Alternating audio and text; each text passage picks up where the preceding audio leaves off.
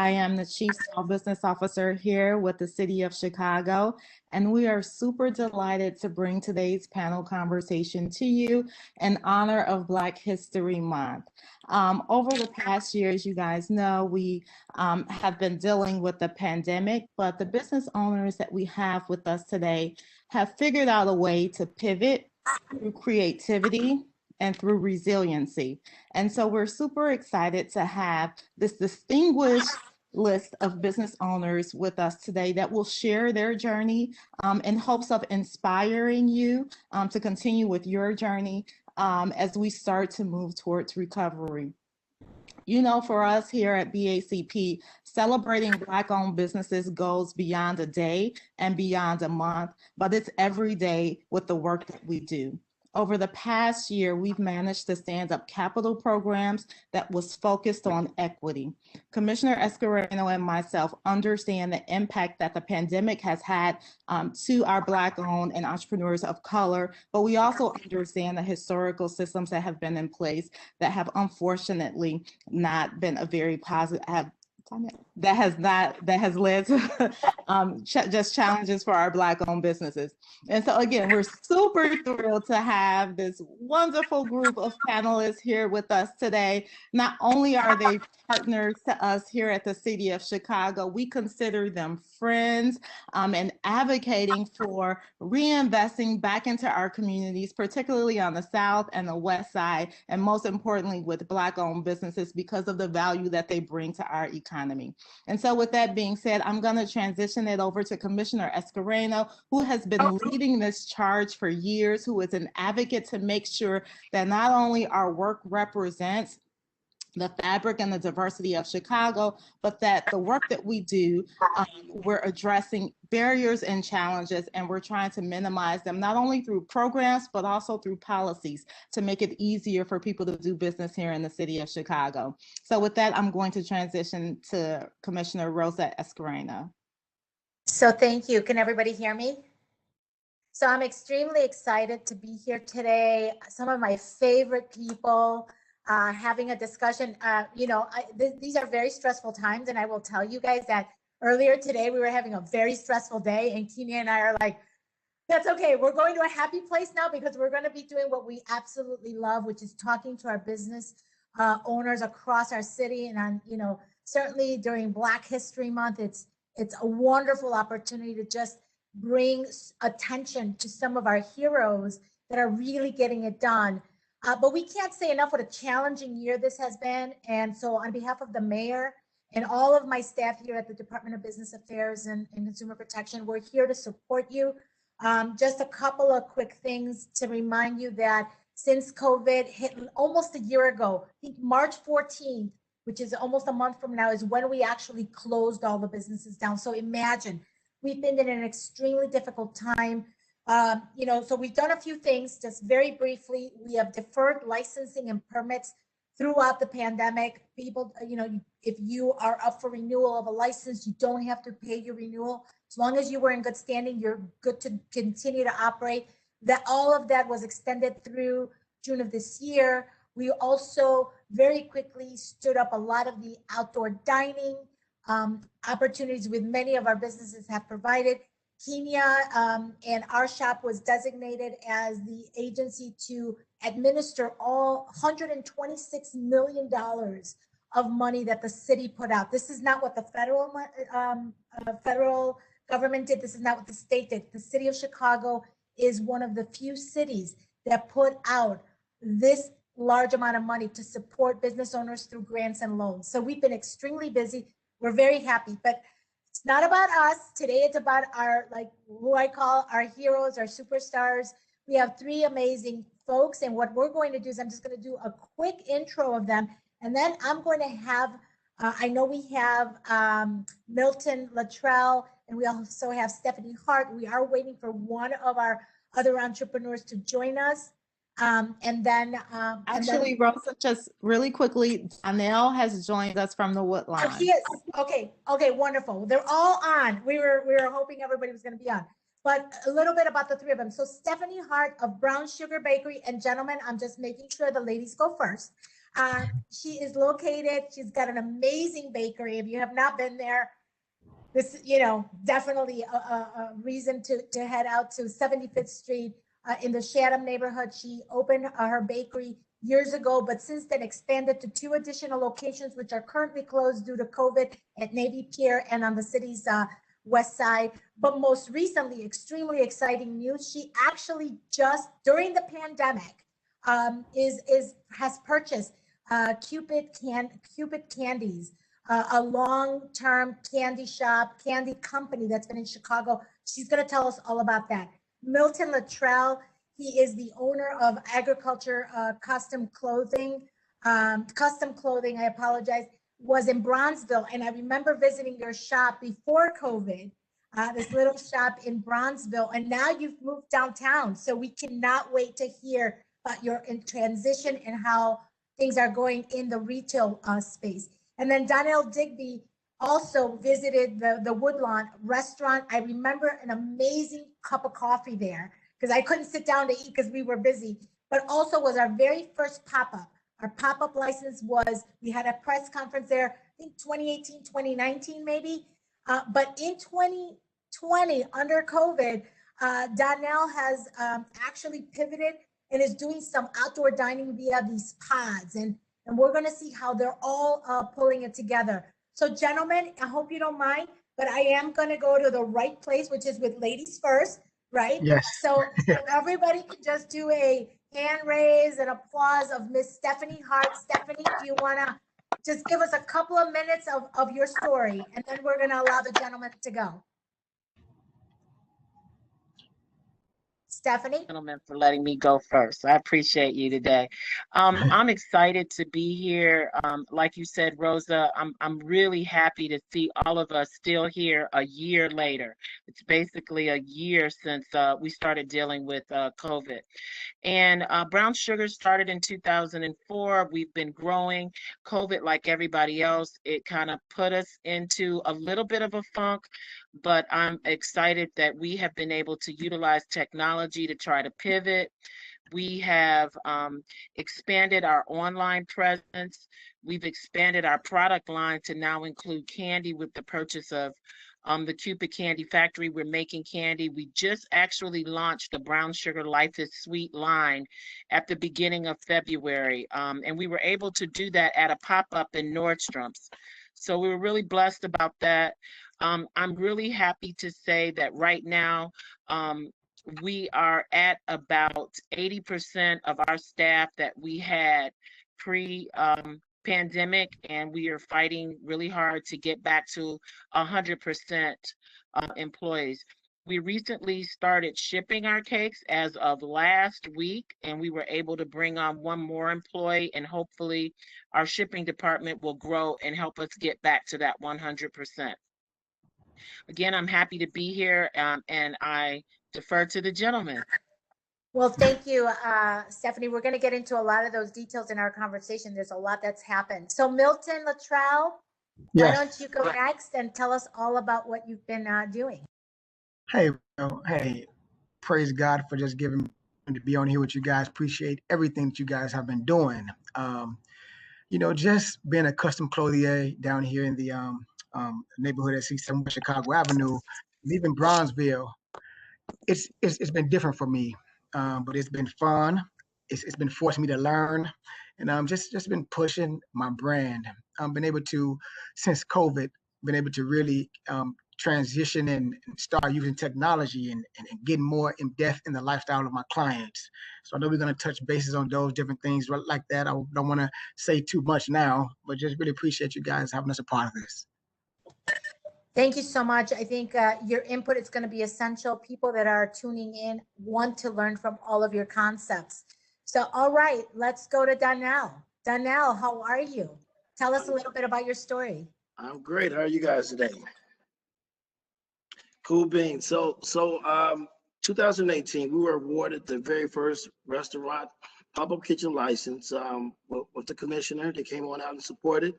And I've always been excited about bringing new, exciting things to our community. We're an underserved community here. And since we've been here, we've been sort of kind of a space that everyone here can enjoy. Our immediate community members, outside broader Chicago members, come eat, enjoy, and kind of interconnect with each other. COVID kind of hit us hard. We had to scale back our operations. With the help of BACP and looking around the corner, we and the city of Chicago, we created outdoor dining spaces, which allowed us to still service our clients in a safe, COVID-free environment. It's been exciting. We've been getting a lot of attraction. People love what we've created, and it's actually allowed me to keep 90% of my staff here. We're working, and we're really excited about this coming spring, so we can kind of get back out, get back to being the communal people that we are, and get back to work. We're excited. Well, I hear you. I know that with the reopening, I tell folks almost all the time, I think we've had, I lost count, but I think it's close to 20 constant changes that impacted businesses. So over the last year, we've told you, open, close, open more, open less. And so this is all due to the guidelines from the state and our health officials. So thank you all for doing that. But let's continue with you, Digby, in terms of, tell me what inspired you, and I'll have the same question for the three of you. What drove you to become an entrepreneur, and why did you choose food? Well, I as a Digby, I come from a long line of entrepreneurs. Family has been in several different kind of fields as entrepreneurs historically. Food kind of fell into my lap. My background traditionally is real estate. That's my been a real estate practitioner for 20 years, and but I wanted to with this particular space here that I purchased, I wanted to create a space where entrepreneurs could come and hone their craft, and so that in the form of chefs. My brother's a chef, so I wanted to create a kitchen where chefs can come in, bring their craft, and service their community in a space, and we can also be entertained and sit and commune. So from that, we wanted to do the pop-up kitchen, and that's how we kind of fit into that lane. And it's been an exciting journey, to say the least, I'll say. And you know what? I'll just take this opportunity for those of you that may not know what a pop-up license is. A pop-up license, like Donnell just said, it allows a business established to allow other chefs to cook out of their kitchen. Or actually, if Donnell wanted to go to another restaurant and cook in somebody else's kitchen in another neighborhood, as long as he is has that permit from us to go to other kitchens, he can actually do that. So individuals that may be thinking, oh, it's too expensive, Donnell, I think you were so innovative. Also, there are a few food options in that area, but you didn't really just do the kitchen. You also have space in the back where you're able to have art gallery or other sort of work event space. So thank you so much for that. Yeah, and thank you guys. I really appreciate it. And that, just another point, that's been another pinnacle piece that's helped us survive during the whole pandemic. So we were able to bring in other pop-up chefs during the pandemic to help kind of us together crowdsource people and kind of be the interconnecting piece to help to keep us work together. Yeah, I think that it's very innovative. So I'm glad that you took it to the south side at a time that it did not exist. And I just want to encourage others to look at your business model. I know it's been tough because of COVID, but that business model is one that allows multiple people to work together. If somebody wants to just be a chef, and as long as they're signing on to your already licensed establishment, they can come in and pop in and pop out. So let me go to Milton and talk a little bit about, tell me, what drove you to become an entrepreneur? And I have to say, when I went to your clothing store, I could not believe the technique and the precision of your clothing line. It is just amazing. So tell us a little bit more about that. Well, entrepreneurship runs in my bloodline. Me and my partner, business partner, both our moms were seamstress. So we've been around it for a long time. When I was in high school, I was known as the dapper guy. I was wearing finely tailored clothing.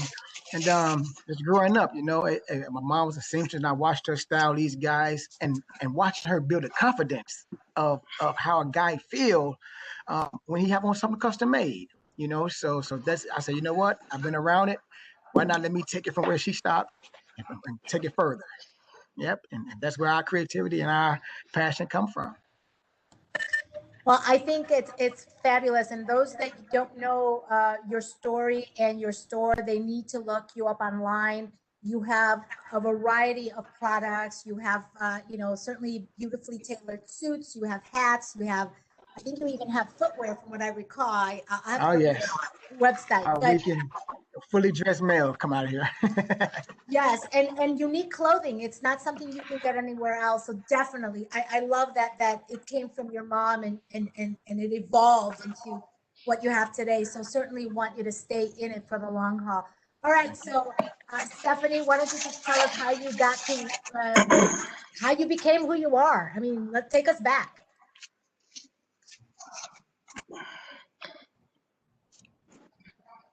Stephanie, I don't know if you're there. I'm sorry, I was muted. I'm a serial entrepreneur. I've kind of always wanted to work for myself. Started selling candles at 8, Mary Kay at 16. And my first real entrepreneurial venture was into technology. In the 80s, I had a technology company. But I kind of got tired of that. And after really just wanting a cake and getting good at baking, you know what, this would be a lot more fun than, sitting around a lot of, unfortunately, corporate folks all day long. I could get out into the community, offer a product, and get instant appreciation. That was really important to me. I wanted to be able to give someone something and get the result of the product really instantly. So it's been a long haul. You guys have definitely been part of our growth on 75th Street. I think that I made a really good decision on coming to 75th Street because I'm anchored by so many long-standing businesses, and 75th Street is really a great corridor. I'm standing among giants. So Brown Sugar Bakery didn't grow on its own.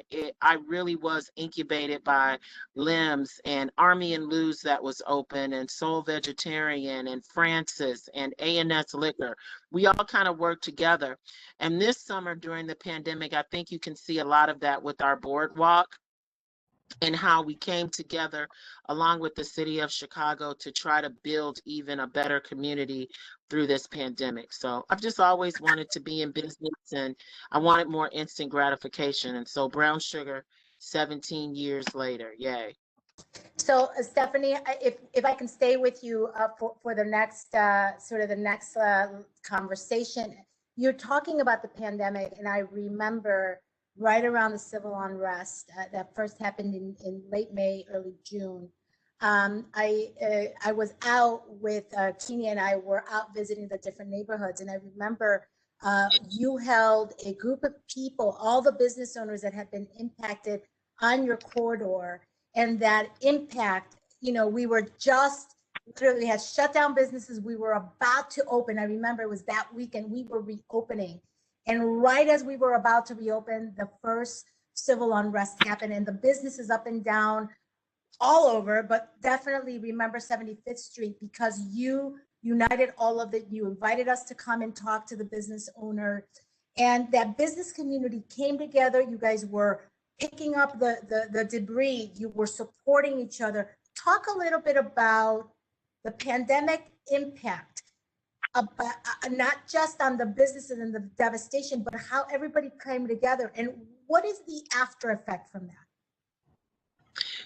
I'm glad that you brought that up because the pandemic and the civil unrest, it did a lot of damage, but also there's a huge silver lining in that, and that we did come together, and we are so much closer as a business community on 75th Street because we did choose to come together and try to solve the problem. So, yep, we all cleaned up together.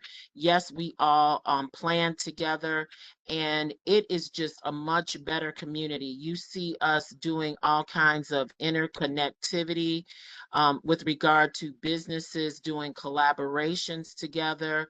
That has been, I think, what has been really made me proud about 75th Street is that all of the businesses really came together to work together, and we're continuing to do it. And I think that that is only going to be more positive as time goes on. I really do. Yeah, and just to add a little bit more on that unity and that togetherness, let me just tell you, they are a force to be reckoned with, because we at the city, when the business from 75th Street come knocking, we're like, okay, wait, what do you mean? What do you mean? But I will tell you, if you go to 75th Street, definitely last summer, when Stephanie talks about the outdoor dining, and all of those businesses came together to, and we as departments, not just myself, our department, Kenya, but planning and development, Department of Transportation, worked to make sure we were supporting this outdoor dining. It was because all of that unity, togetherness that you guys, worked on. So I think that is so important, that you must unite, work together on a united front, and then come to the city and tell us how we can be helpful. So I don't know if you want to add to that before I move on, Stephanie, Yeah, but I think that there's more to come. I would like to. I want to say that that was really big.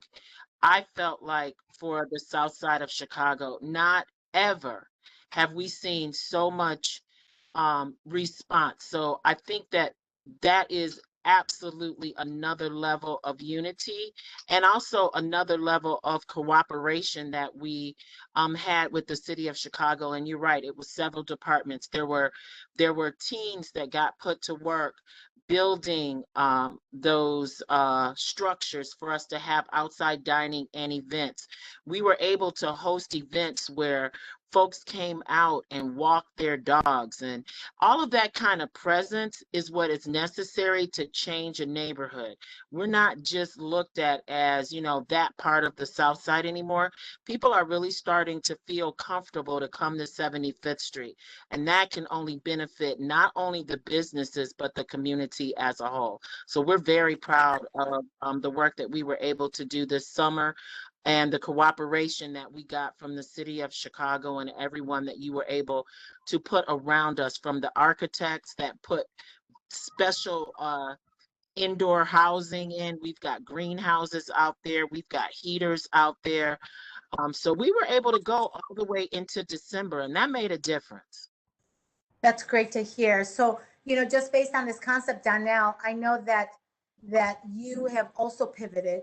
Tell us about the constant reopening, specifically with restaurants. The hospitality industry is among the one that suffered the most. So tell us how you've pivoted and what you've done, specifically also with your igloos outdoors. Well, just to piggyback off on Stephanie's comment, and being Black History Month, it really touched me to see how the fellow Black business community came together and brought resources and information.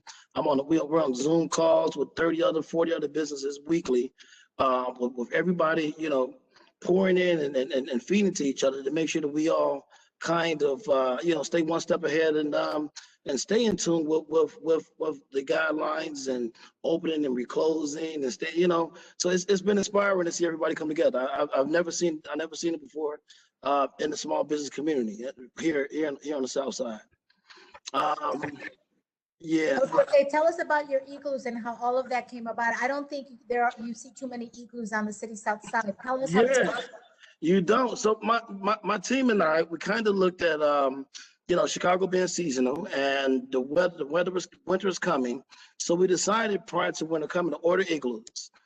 We figured that we weren't going to have any indoor dining, so we need to find a way to service our clients outside and safely. So we purchased the igloos, and we outfitted them with furniture, and we put it out there. And people have been coming from all over the city, Commissioner, to come eat and enjoy and hang out here. It's really been eye opener for us.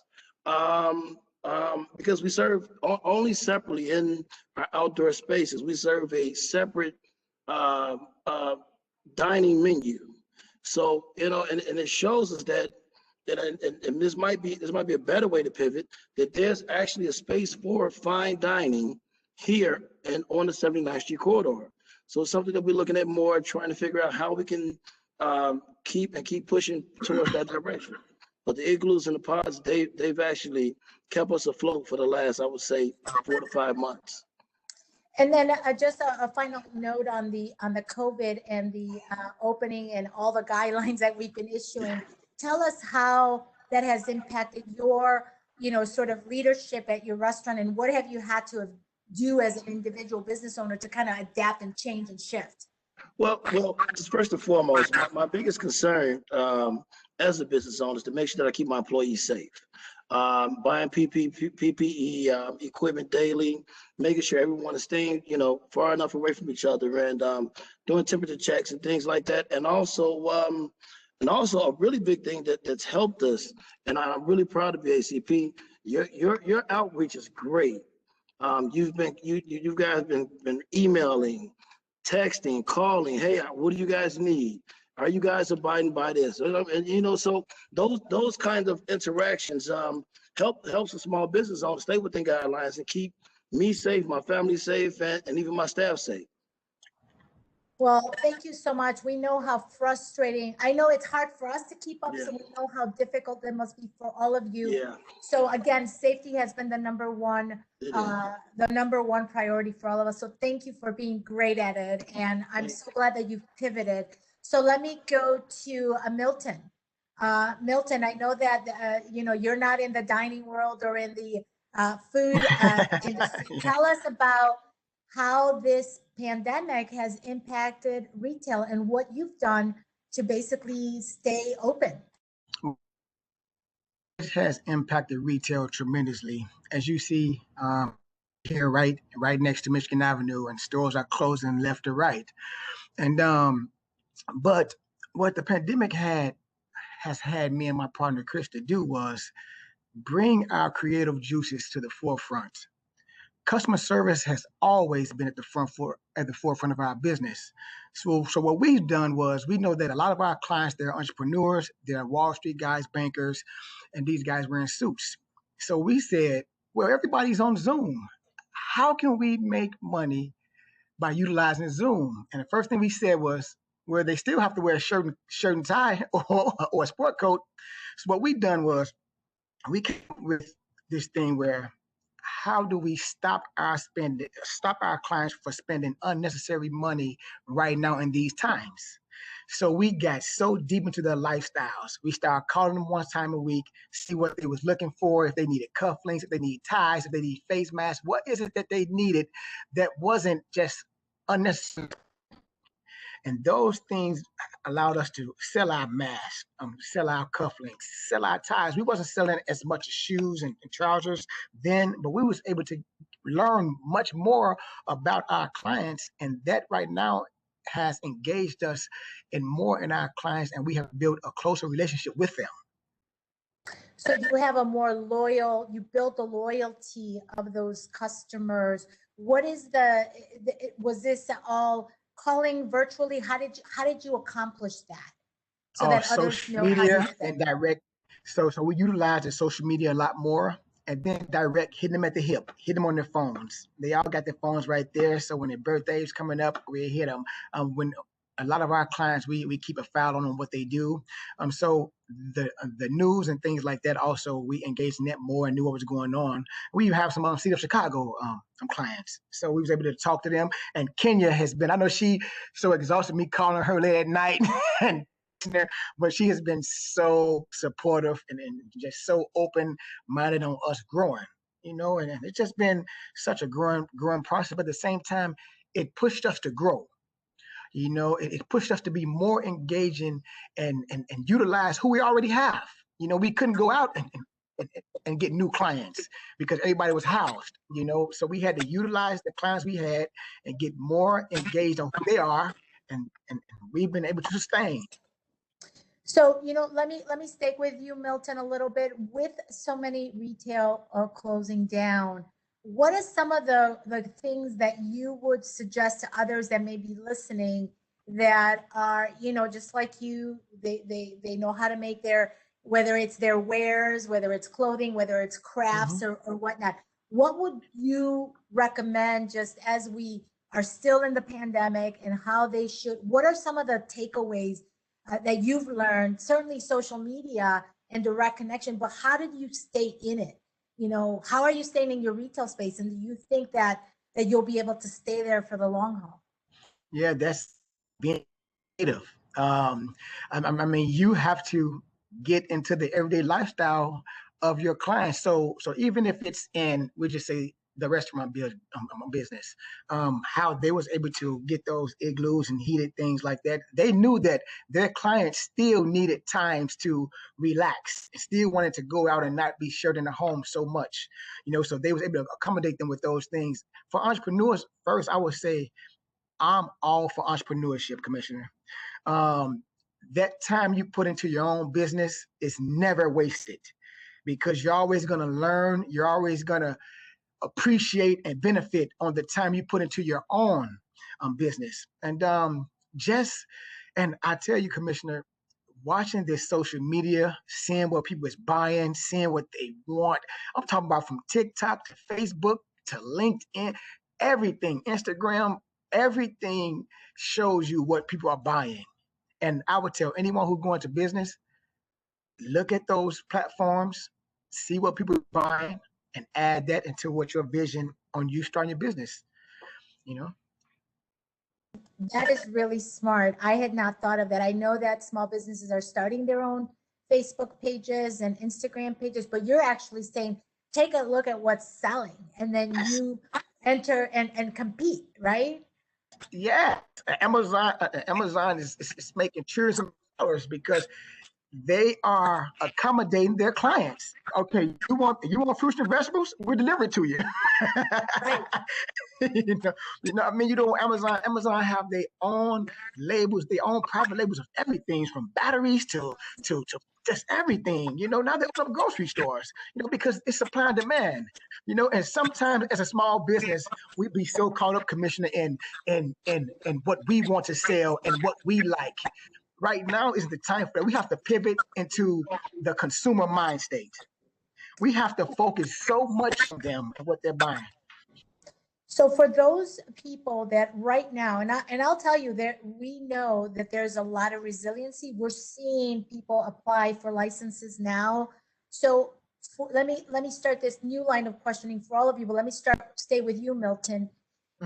What, just because this past year, many people are thinking this is the worst time to start a business. What would you say to someone based on your highs and lows? Is this a good time? And talk a little bit about your highs and lows and why, and what advice do you give in terms of opening at this time? Well, I'll tell you, yes, it's a good time because once again, if you go to social media, there are so many people being creative and creating wealth. There are a lot of millionaires going to be made at this time right now. There was a lot, during this pandemic, there was times, I'm talking about months, where people, that I didn't get a phone call. People were so scared to come out. Nobody wanted to even touch a tie because they don't know who touched it. So it was so like, man, what do we do now? And when you're under pressure, and like a diamond, when you put the pressure to a diamond, it shines. And so far, we've been able to sustain. We've been putting our best foot forward. Creativity always outweighs it all. When you're creative, you're gonna find your niche. You're gonna find your client. Somebody's gonna like it. Maybe not everyone, but someone would like it. And that's confidence. All it takes is someone to create something and one person buy it. That's when the confidence goes. Well, thank you, Milton. I'll tell you, retail has been one of those areas that we have a lot of concern about, specifically retail shops that are closing. But I think you're saying stay creative, look at social media, maximize your use of social media. There are some questions coming up. We'll address them towards the end. Let me go to Stephanie Hart now in terms of the highs and lows of COVID. And what advice would you give, Stephanie, to anyone that is thinking right now is not the right time and focusing just on those highs and lows and the fears? What would you say? I would say that if you are an entrepreneur at heart and you really want to start a business, do it.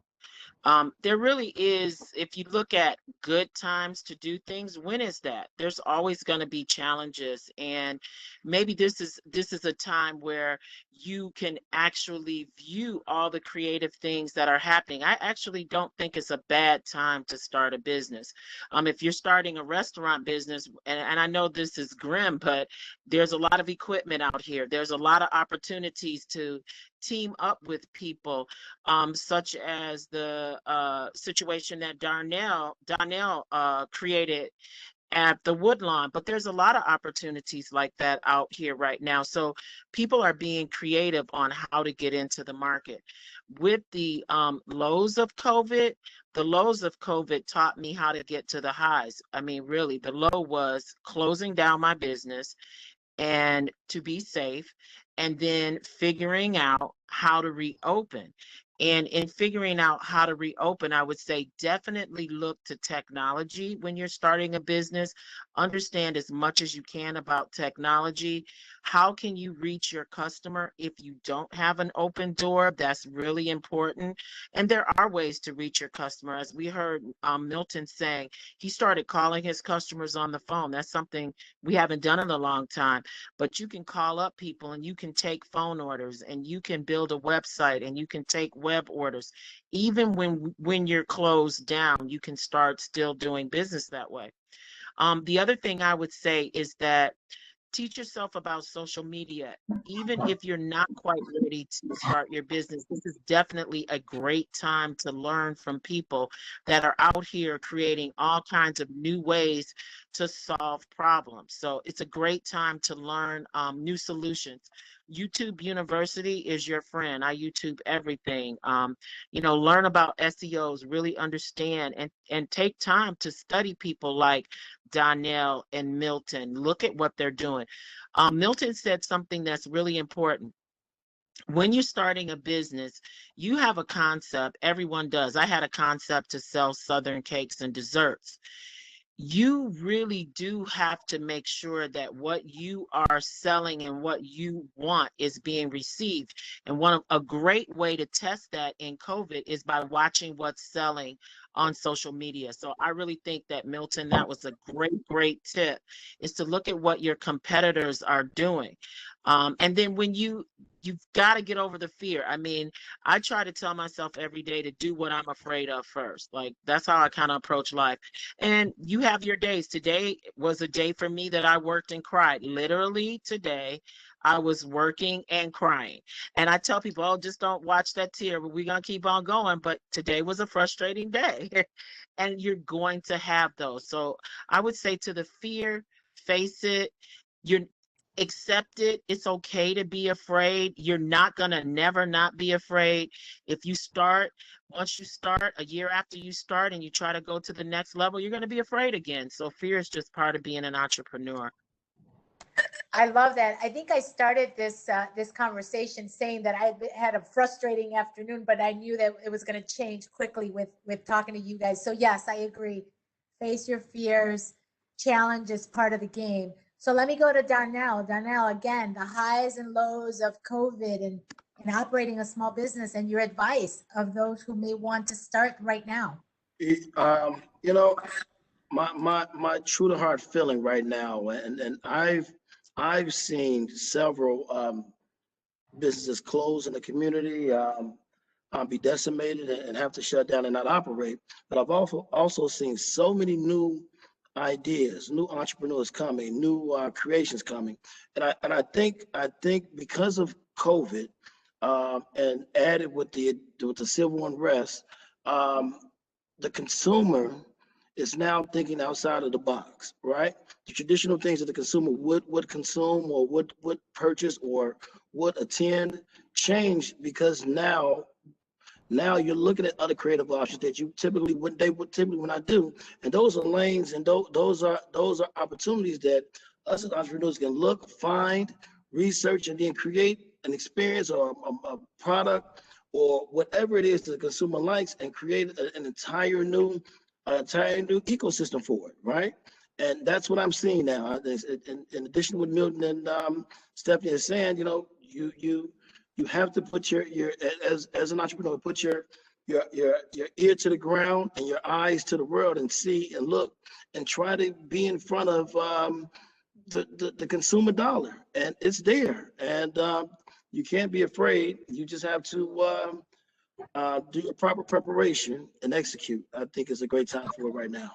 Yeah, and you were in a little bit of the food industry. Mhm. Anything different or unique just in terms of, you know, some days you have customers, some days you don't. Food, and this is probably also good a question for Stephanie, but you know, it has a shelf life, and how do you plan for that? And anyone interested in the food industry, what advice would you give in terms of what are some of the things they should consider related to food?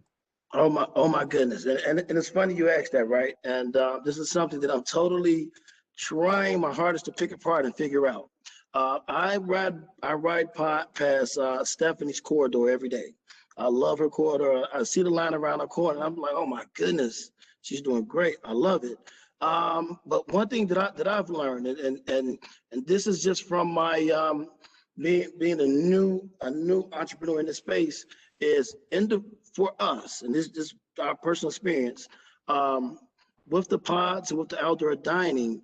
I went from selling everyday tacos, burgers, jerk chicken, to now selling fine dining items at a premium price, and people are coming from all over the city to come pay for the experience, right? So we give it a private chef. We bring in a musician. We bring them roses. We give an entire prefix menu, 3-4 entree piece. We give them everything they need, and people love it, Commissioner. And I would have never thought it would work, but that's seeing the gap in the market, attacking it, and executing it, and it works. And I don't know what to do with it next. Maybe you guys can help, but you know, that's looking at and seeing things, and just being a market player. You know, Donnell, I think you said the magic word. You said experience. Yeah, experience. And Yeah. I will tell you, for those of like myself, been locked up inside all these days, you don't know, like you're like, well, I don't know where to go or what to do. And you're basically taking a lot of the difficulty of going out and just putting it, packaging it all together. And so people are willing to pay for that. I think that's great. Any other final just advice and guidance for those? I mean, you guys are great examples. You started before COVID. You went through, you know, all the challenges, the ups and downs, and you're still here. And it is so commendable. I will tell you on behalf of the city why we love to use businesses like you as aspiration for others is that you are the economic engines of your neighborhoods. You employ people, you bring economic vitality to your area. So for me and for the city, this is so important. So what other thing would you say either to the city or to those that want to start now or follow in your footsteps, and get them going? What else would you say? So thank you guys, just because I know you guys have done a lot to keep your people employed, keep people safe. So let's start with Stephanie. You know, one thing that I would want to address is that being an entrepreneur, you always think that you have to start from the beginning. But one thing is you might not have to. There are businesses out here. America is growing. People are getting older, and they may not have set up succession for their businesses. I would definitely say if you're starting a business in an industry where there are businesses that might be at the end or already have business, don't be afraid at looking at acquiring a business. I know it's a little bit of a different thing. You may not feel like all the entrepreneurial spirit because you didn't start from the beginning, but standing on somebody else's foundation and mistakes sometimes is a little bit easier because they've kind of got the wheel going. You know, they say a body at motion tends to stay at motion. So I don't think that that's something that many entrepreneurs that I know of look at. And it's something that, you know, I'm talking with my friends about and people that want to do and be involved in entrepreneurship is don't overlook.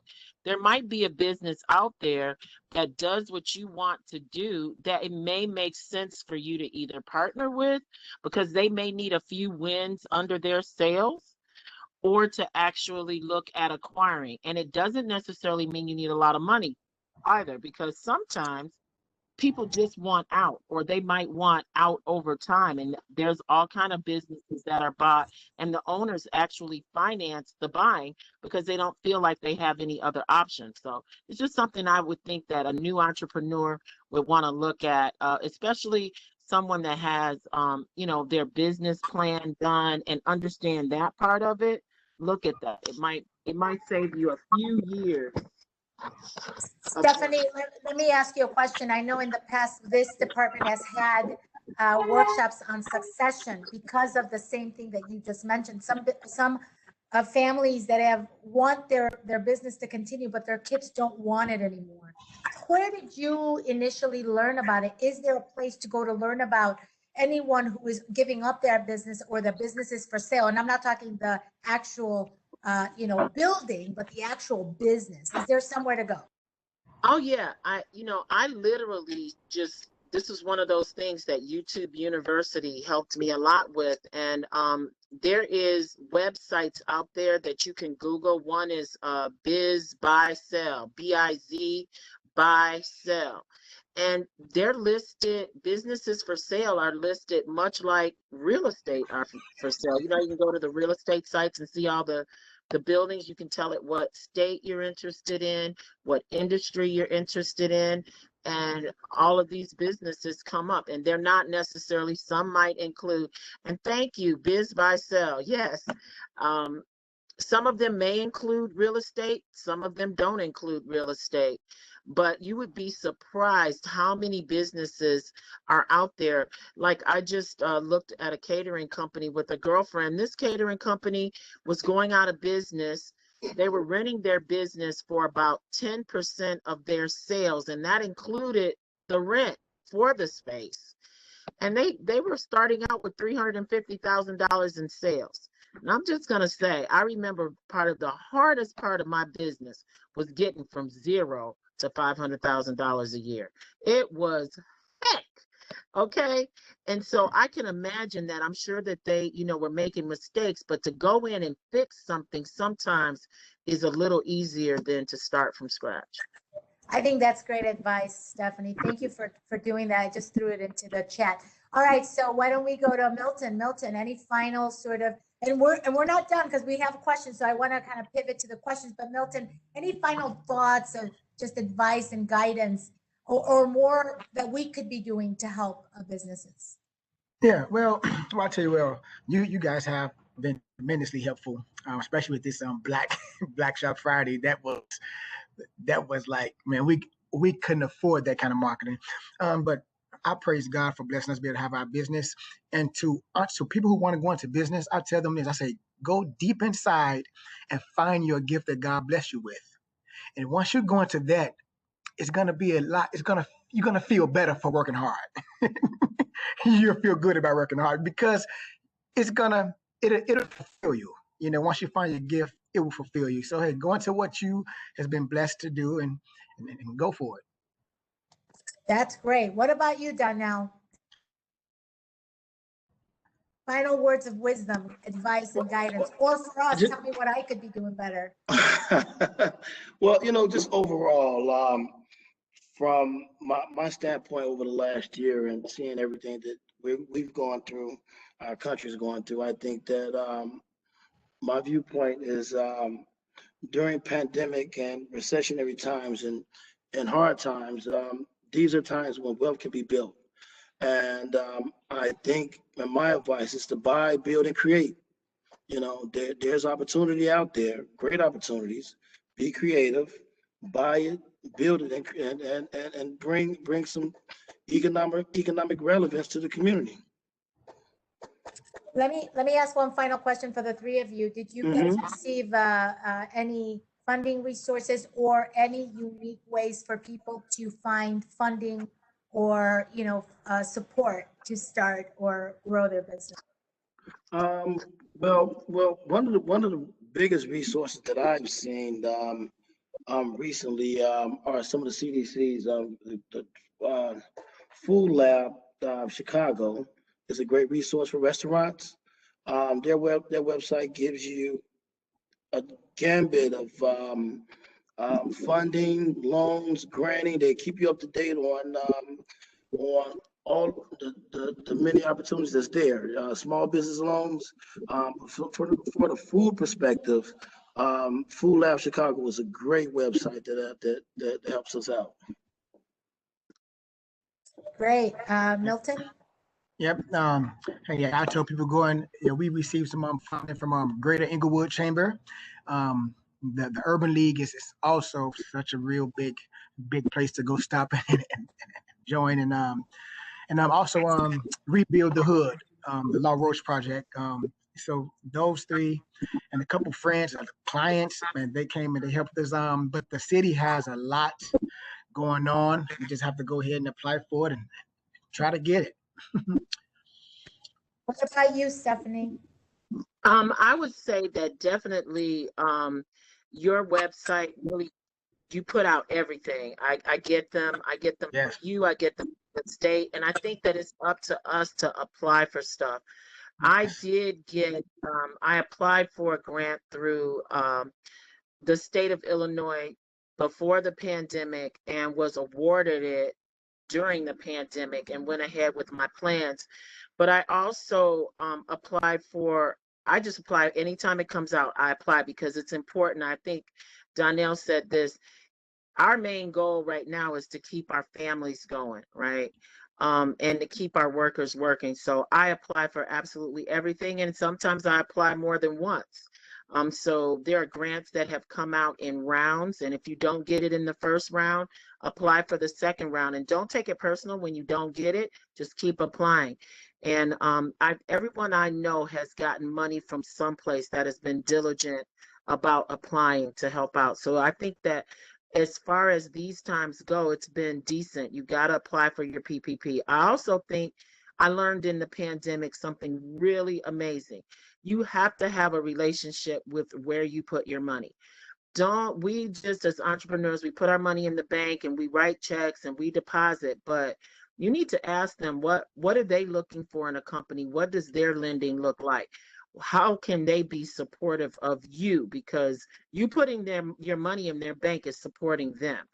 And so we do have to definitely look more to the banks in our community, and they seem to be doing things right now. So I'm hoping that everybody is building relationships with these banks right now. So just a couple of notes, and then I'm going to ask you one final question before we go to some questions from our audience. But as you guys know, Mayor Lightfoot has been very focused, and actually this was before COVID hit. She had an agenda to address the disparities that exist in our city and making sure that there's an Invest Southwest plan so that areas that have been historically disinvested in, that we are paying much closer attention. So Stephanie, to the point that you made about banks, we know that, and we learned this too through the pandemic. We already knew that, but we learned a little bit more granularly the extent of the issue. We know that many of our, of our businesses on the south and west side, brown and black communities primarily, do not have the same level of access to banking. And so when the federal dollars came out, many of our businesses were not connected to lenders. So we're doing a lot more with the SBA to make sure that that happens. But I guess, in terms of our goal to invest in those areas that have been historically underinvested, as you see yourself part of the sort of like, what is that long-term, legacy that you would want to leave, whether it's for your family, for your, for your business, or for the community that you serve? So let me start with Donnell, and then we'll work backwards. Donnell, you're muted. There we go. Looking at some of the initiatives that the mayor has implemented, and I'm trying and attempting to bring to some of our underserved communities. I'm excited. I'm hoping the rollout goes well. I'm hoping the funds go where it's needed, and I'm excited about the future of these corridors. And as far as me just being a serial entrepreneur, I think as far as legacy goes, if I could be an implemental part and transforming and being transformative in this neighborhood that I grew up in, and help build and create and bring an economic ecosystem here, that's enough legacy for me.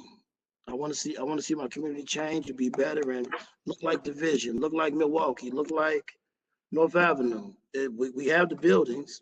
We just have to be creative enough and have the capital enough there to let us express our creativity and bring resources to our community. That's enough legacy for me. Thank you. What about you, Milton? Well, what you guys are doing is great with those parts of the city. And what I plan and my partner plan is to just build a vast array of clientele so that we can build generational wealth. So our kids can be able to take over some that's been already built. And for the community, our main goal and objective is to become a platform for people in our community so that we can help them and put their designs and their creativity out on the forefront, because we didn't have that. If I had somewhere, I tell you, the first place that gave me a chance to put my clothing in our community was Tony Sports. And I was just out of high school, and I tell you, Commissioner, he put my outfit in the window. I sold more jogging suits than Sean John that month. Wow. And I'm telling you, I did extremely well. And I want to do the same for everybody I can in our community, because all it takes is that one confidence builder, and who knows who they'll be. Mm-hmm. And we appreciate you guys, Commissioner, because you guys are the best. You guys are the best. It's what it is. We need to continue to support all the small businesses, and I think you guys are great shining examples of what we'd like to see in every corridor and every storefront. So let's keep it going. So let's go to Miss Stephanie Hart. Stephanie, your legacy. Yay. So I've been dreaming big. I had a chance to sleep a little while in the pandemic, and I've had some new dreams. I really am focused on building manufacturing back in our community where we have places that we can make things.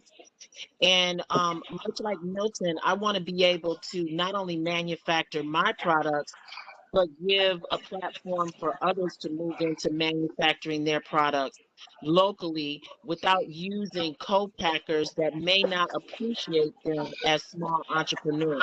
So that's a lane that I'm really looking forward to building. And also,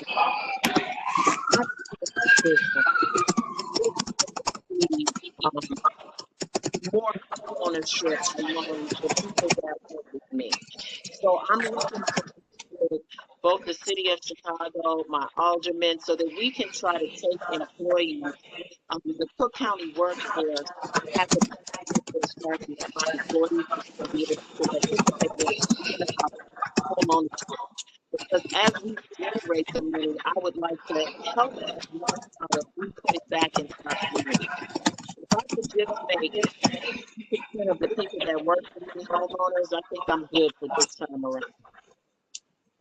Stephanie, you broke up a little bit, but I think what I hear you saying is you want to build manufacturing, you want to put people back to work, and I think that is so commendable. I think there's bigger visions. We all need to work together. So I'm not sure, whoever's got their phone unmuted, if they can mute it so we can hear everybody. I'm gonna turn it over to Elisa from our team, or Elisa, you let me know if you want me to ask some of the questions that have come through. You guys have been amazing, let me just say, to the three panelists today. Thank you guys for giving of your time. Kenya, maybe it's you or I. Yeah, I can go ahead and ask some of the questions. Again, thank you to our amazing panelists. Although we've known each of them for a little while now, I think I learned something new today. And I don't know about our attendees, but I'm feeling inspired to go start a business. Like I need to go find my hustle and be able to channel my creativity into something. But thank you so much for those that have started to ask questions. For those that have a question and would like to ask it, we ask that you go ahead and you put it in the chat and not the Q&A so that we can make sure that we get to it. So our first question, and this is actually a really great question. I'm glad this person asked it. Donnell, can you talk a little bit about the shared kitchen model and how you work with other entrepreneurs to pop into your space? Yeah, we're a licensed share kitchen and also a pop-up kitchen host. And a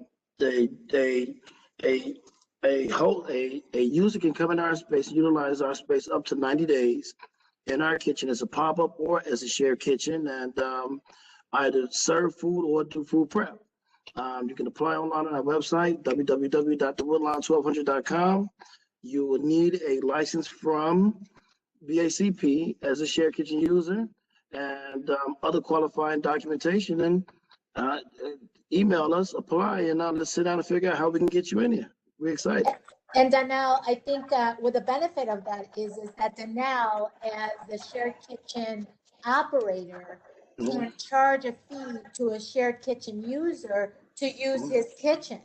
And the city, before, we used to have to require that everyone that wanted to basically cook and sell, you needed your own kitchen and your own retail food license. No longer. You can use his kitchen because guess what? We've inspected his kitchen. His kitchen has passed inspection.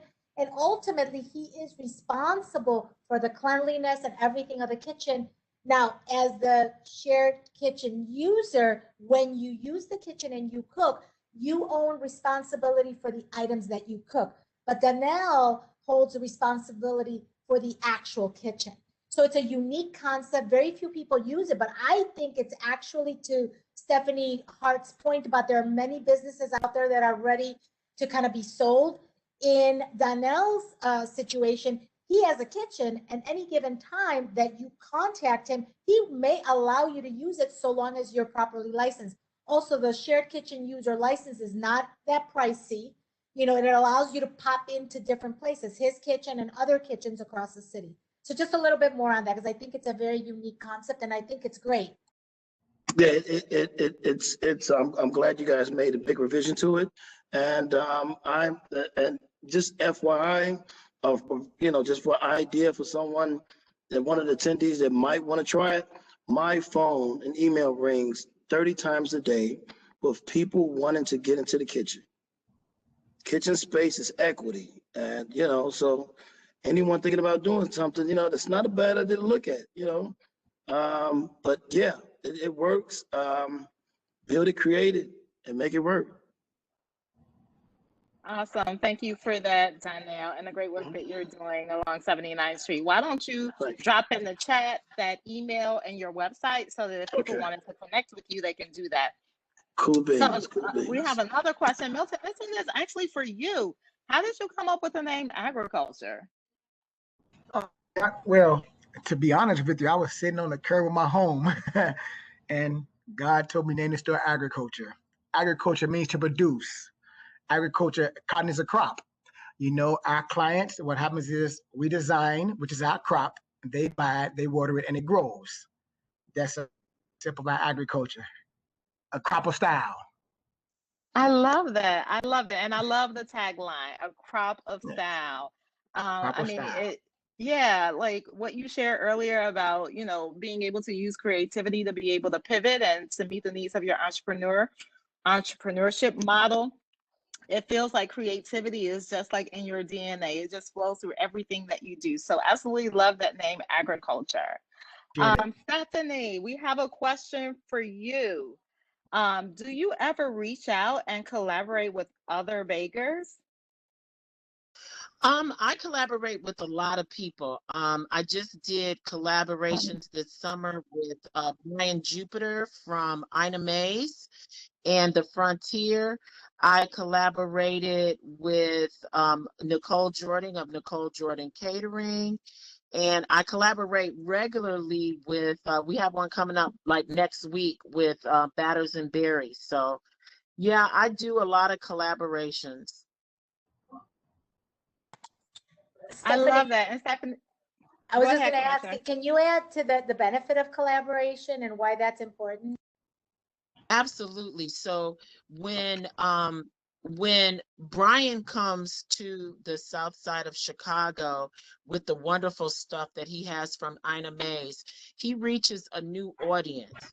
And when he takes my desserts over to the north side in a space, it's almost like we're co-popping up. So it really does expose you to neighborhoods and customers that you haven't been exposed to before. And I think that is extremely beneficial. I do, however, say you know, you've got to pick who you pop up with and who you collaborate with because you want to make it mutually beneficial. So Great advice, Stephanie. And your goods are just world renowned. Like, I did see a collaboration during Valentine's Day with a restaurant that's near the Loop, and the selling point was your caramel cake. So collaboration definitely does work, and your brand is so strong that I think when people see like that your product is a part of like these other restaurants, like that is a win-win for folks. So kudos to you, Stephanie. So next we have a question about, and this one is for you again, Stephanie. What are the boundaries for the 75th Street Business Corridor? So I think what this person is getting at, Stephanie, is we know that you guys did the expanded outdoor dining concept this past summer. What are the boundaries for that concept? the boundaries for that concept are from Calumet on the east to Indiana on the west. But I'd also like to stress that we reach beyond that with the participation. That was specifically the area for the boardwalk, but businesses as far east as Flaming and Five Loaves also participated in the activities that we had going on this summer. So the corridor really is from Cottage Grove to State Street. The concentration for the boardwalk was Calumet to Indiana, but we are supportive of our businesses and all the way along that and are looking to see that grow with, so any empty space, y'all come on, yay. And Stephanie, we're coming there this summer. We'll be heading to the 75th Street corridor soon. I love it, please and thank you. Yay. I love it. 75th Street will now be like the hangout spot. I'm super Hey, excited it's a road about trip. how, It's a yeah, road it's a trip. road trip. Everybody, all attendees, let's join us on 75th Street this summer. So that actually brings us to the next question from one of the attendees on, and Stephanie, probably you can answer this one, and you too, Donnell. So when you think about, I'm assuming this person is talking about buying an existing business. Maybe you can talk about the steps that you have taken in the past when you're buying an existing business and essentially taking over. You know, I actually really studied about it, and I mean it's really like a transaction. There's several things, and if you don't have a lot of time, there are people that will help you.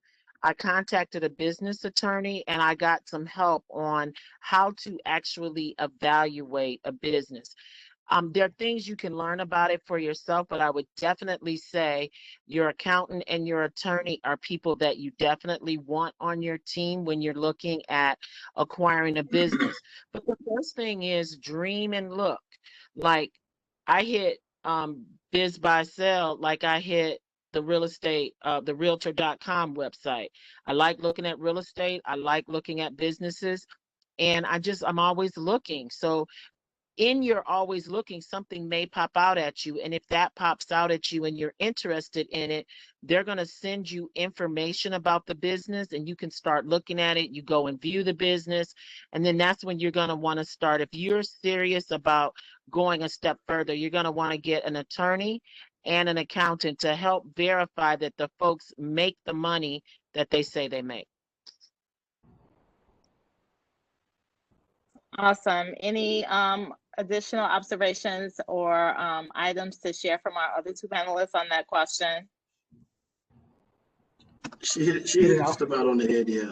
Yeah, she hit on the head. Awesome. Hit it directly on the head. Awesome. So one last question that we have here, unless we get additional questions from our attendees. What is the biggest lesson each of you have learned about your business during the pandemic that you didn't know before?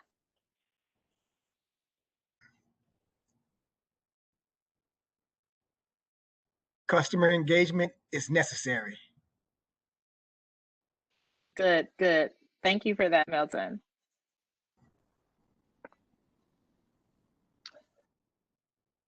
Okay, well Stephanie? The biggest thing that I learned about my business is that I didn't consider myself really a necessity. And my customers found ways to contact me. Some of them weren't all that cool. To really let me know, yes, we need our cake. I felt like dessert was not a essential item. And I was quite mistaken about that. And I've looked at dessert a little bit differently now. Whereas I thought, oh yay, it's celebratory food. Now it's definitely one of the 4 food groups. It's something that helps people with stress, and it's something that brings a little bit of light. And so I definitely now consider myself an essential business. Awesome. Anything to, yes, someone said dessert is definitely an essential item, especially in the middle of a pandemic. So we also learned that lesson alongside you, Stephanie. Anything else to add to what you've learned about your business? Well, I think for me, one of the most interesting things that I learned about the Woodlawn and about the business in general was during business creation, when you're creating a business, this is my personal experience, and the pandemic taught me this, and the civil unrest taught me this. It's 100% necessary for you to engage the community. Reach out to the community. Be resourceful to the community. Be there to bring opportunity to the community, and the community will then give that back to you. During the rioting and the civil unrest, we weren't touched. We were blessed. Our structure was in place. Just minor damage, nothing major. But 4 to 5 hours later, our line was stretched down the block, and people were coming to support and pour out dollars, and that touched me. Because we were a good community partner. And people showed the love back and poured back into us. You have to engage and be a part of the community that you want to be in, because that's who you are. Awesome. Well, before I hand it back over to Commissioner for final words and to Alyssa to wrap us up with information on our next webinar, we actually had a comment around being able to access capital, whether it's through loans or through grants. Elisa will share some interesting information about our next workshop that we have that's coming up that will be of interest for those that are looking for capital. But I want to extend a huge gratitude to all of our panelists that joined us here today. You guys are absolutely amazing. Thank you for sharing your journey. Thank you for sharing words of inspiration. You guys are Black-owned businesses that I think people aspire to be. And so thank you for sharing your ups and your downs today with us. And we are very appreciative. Again, I said this earlier, not only to call you partners, but to call you guys friends. And so with that, I am going to transition to Commissioner Escareno, who will wrap us up with final words. Well, I can't, again, I just want to echo what Kenya has just stated to the three of you. You guys are shining examples of the kinds of businesses we really want to multiply across the city. You know, again, just want to say that Mayor's commitment is we need to grow the economic, you know, vitality of all our neighborhoods. Because if we can see a Woodlawn, you know, agriculture, or, you know, Brown Sugar Bakery in every area of our city, then we're going to grow jobs. We're going to get those neighborhoods. And I love what Stephanie said, that you're starting to see more people walk their dogs down the corridor. We want the neighborhoods to be vibrant. You guys are part of the solution. So I just cannot thank you enough, not just because of your entrepreneurial spirit, but to what Donnell and Milton just talked about, which is contacting with your clients, be good partners with the residents. You are part of that community. Where we see problems arise is because those businesses are not invested in those communities. So thank you for being not only great entrepreneurs, but great leaders in your community. And I want to continue to work together with you and all of the partners that you work with in your neighborhoods to continue to expand the vitality of our city. COVID is still here. Thank you for doing the right thing and for working with us through this very unique and unprecedented time. You guys are those, you know, true heroes that are continuing to stay in it. And we know how hard it is. You know, we're celebrating you. We're talking how great things are, but under the conversation today, there's been a lot of tears, which Stephanie talked about, but there's stuff that you go through. And I know that you're not able to share that here, but you have concerns for your employees. You have concerns for your business, your financial stability for your family. So thank you guys. We applaud all of you, and thank you for giving of your time, because I know that you guys get it. Why you are here is because we want to inspire others, and you guys already inspire us. And so to those of you who are joining us today, please take a look at the possibilities. It's not a bad time to start a business. It's the right time. Follow your dreams, be creative, stay in it, do your research. You got to go to the Stephanie Hart school, because she'll put you to work. I mean, every time I show up, I don't even go to 75th Street anymore. She'll walk me down to the business that needs help. You know, no, I'm kidding. But that's what this is about. It's about working together. It takes work. It takes us all working together to make it happen. Thank you guys so much for your time. We know you guys are busy, so thanks again. So we'll turn it over. Thanks for joining us. Appreciate you guys. Thank you. Thank you. And Lisa, do you want to close us out and provide important information for people to great workshops coming up, everybody? Absolutely. Thank you so much, Commissioner. Just echoing your words to keep following us for different business education webinars. I did post in the chat box. The website is chicago.gov/business education. And tomorrow we actually partnered with the Department of Planning and Development to host Grow Your Small Business with Grants. And DPD will be talking about the NOF and SPIF grant, which are two vital grants that the city of Chicago offers. So we highly recommend our attendees joining tomorrow. Thank you so much, everyone. Thank you. Thank you. You guys have a good day. Bye. Take care. Happy Black History Month, everybody. Thank you. All right. Bye-bye. Support Black-owned businesses. Thank you, guys. All right.